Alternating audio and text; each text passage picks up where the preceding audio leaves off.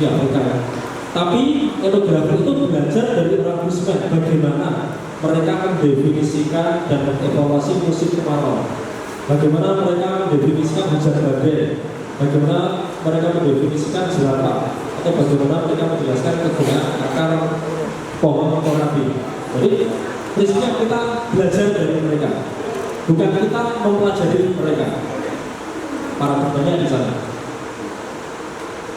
Baik, jadi saya rasa bisa kita lewati. Yang paling penting adalah ini. Sehingga kekuatan etnografi itu sebenarnya bukan pada pedoman wawancara, bukan pada pedoman observasi, tapi pada budi peneliti.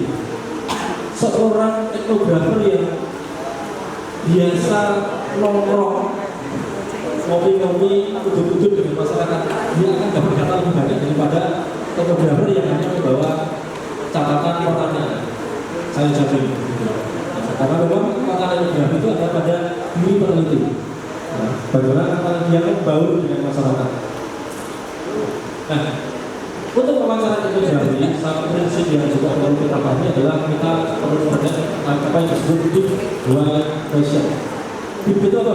Dalam, pertanyaan yang mendalam. Ini kita ambil dari prinsip tadi.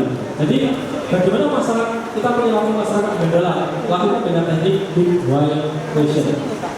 Artinya pertanyaan itu harus selalu